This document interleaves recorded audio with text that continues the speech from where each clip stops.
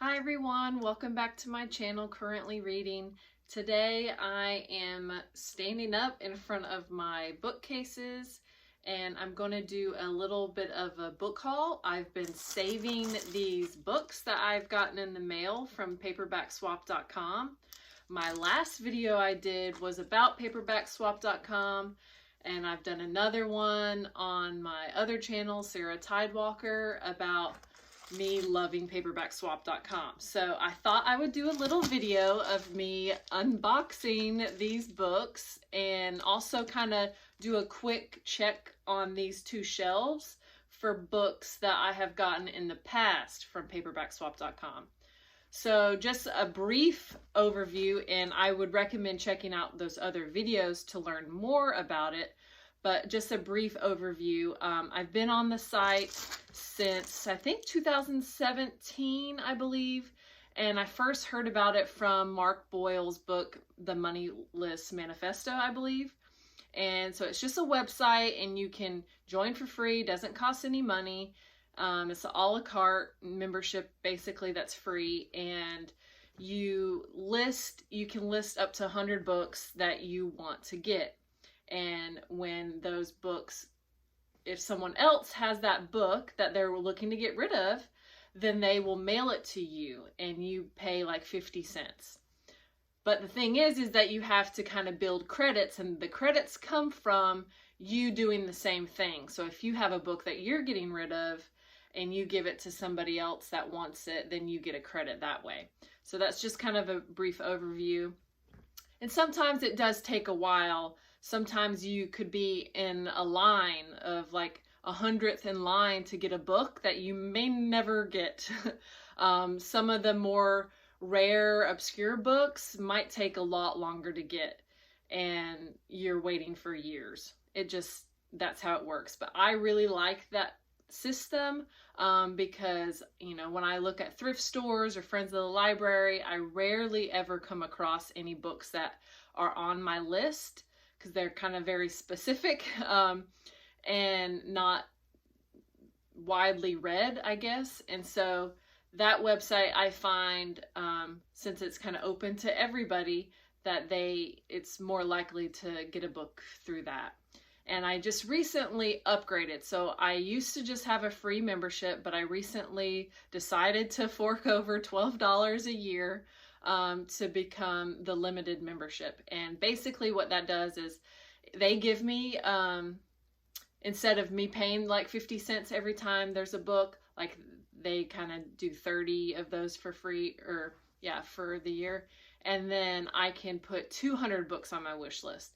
Now, you might think 100 books, that's a lot on your wish list, but it adds up over time. Like whenever I'm reading an article, whenever I get recommended a book that sounds interesting, I go on Paperbackswap.com to list it right away. Like if I have a favorite author that's coming out with a book, even before it's even published, I'll go and get on that wait list. Like, so there's some books that aren't even out yet, and I'm on like the wish list to get this book, because as you know, like when a book comes out, a lot of people will buy it and then they'll end up getting rid of it. And so it seems like there's kind of an influx of that at the very beginning. So I'm trying to get in on that without having to buy the book.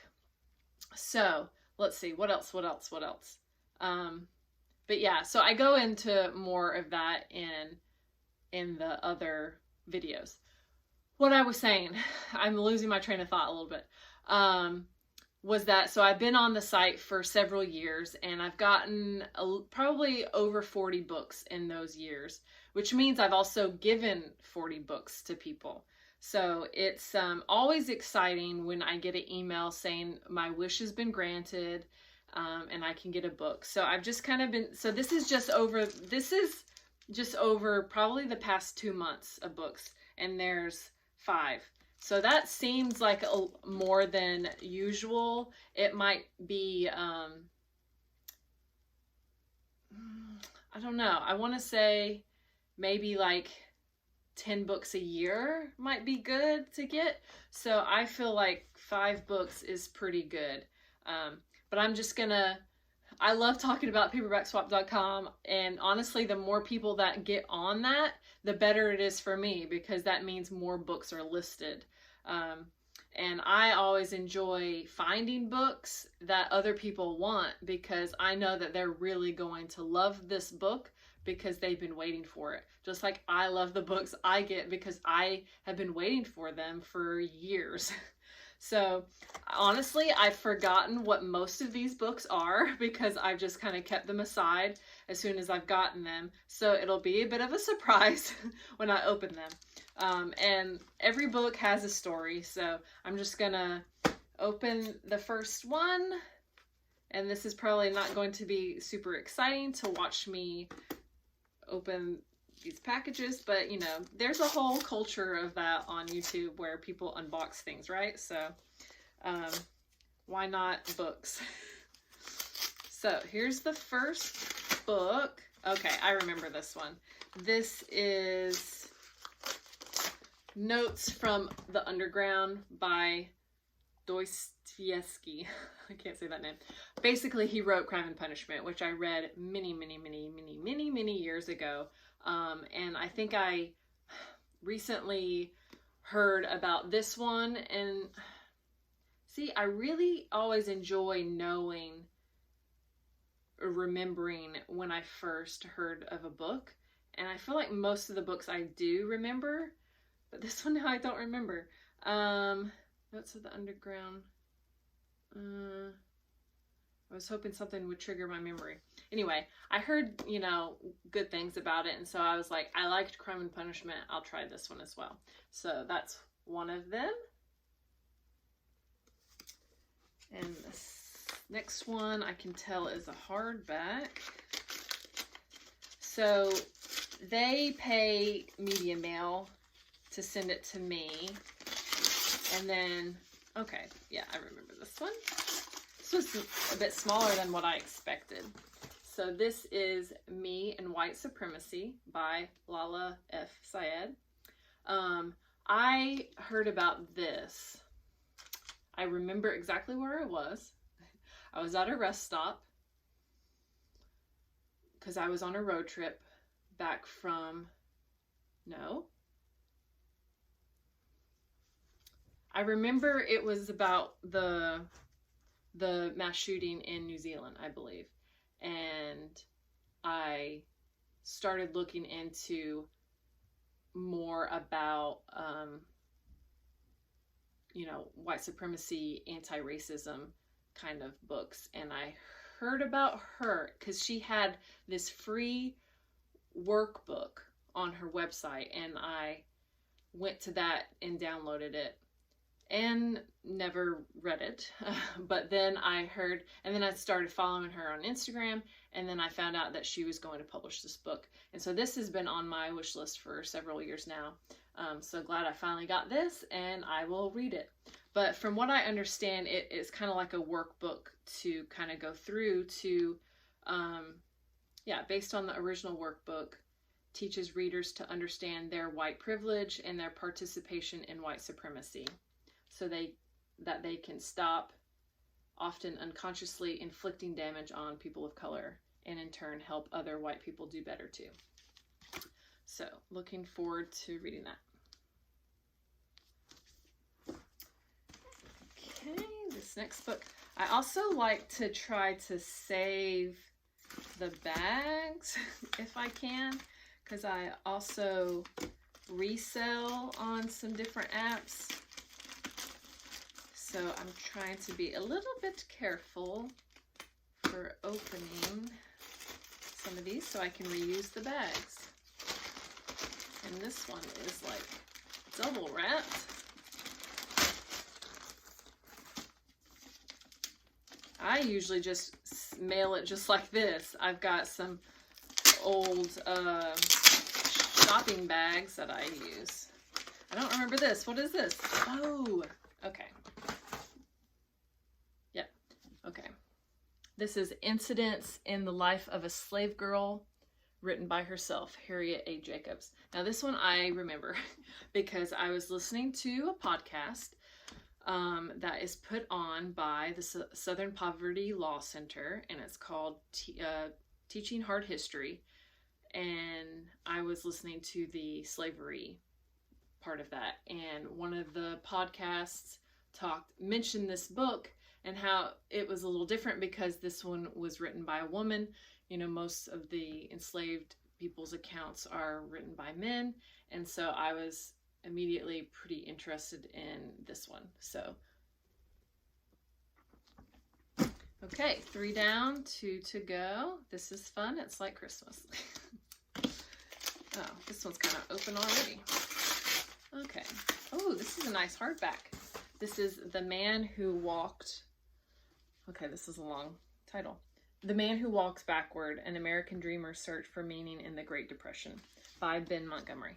So I heard about this because he wrote, I've got it right here. I just got it at the thrift store that I showed in another video, Grandma Gatewood's Walk, which is about a woman who hiked the Appalachian Trail. I'm a thru hiker, so that was interesting to me, and so I knew of that book and him, and so when I heard about this this book that he wrote, I was very intrigued just by the title. I was like, that's super interesting. So yeah, that's really all I know about that.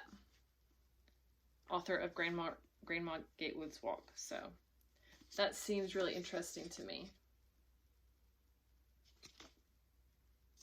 Okay. Last one. I don't remember which one this is. Let's see how to open this to save it.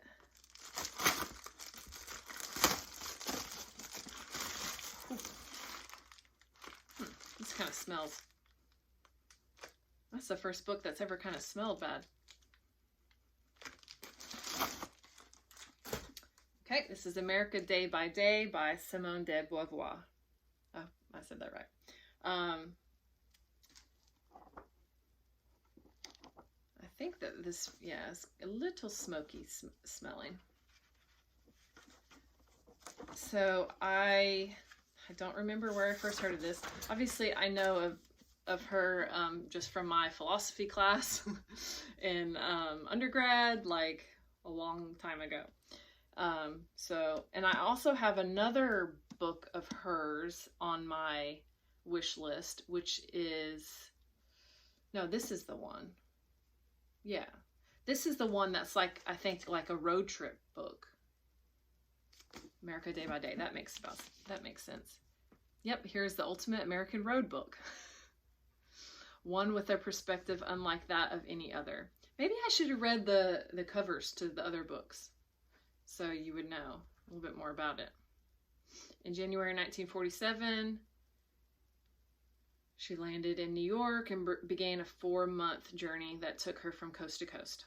So I think I read this on some, I listened to some podcasts of like She Explores and Women on the Road, and I imagine that's probably where I heard about this, maybe, is on Woman on the Road podcast or one of their lists about road trip books. And I can't remember the other book of hers that I have on my wish list. I guess it's probably some kind of philosophy book, since that's what she's known for. This is University of California Press. So that one, let me read the cover of this one, since I'll tell you a little bit more. Okay, the true story of a Texas man who, at the height of the Great Depression, set out to walk backward around the world. There you go. That one, I read that one. Okay, that's good enough. That's good enough.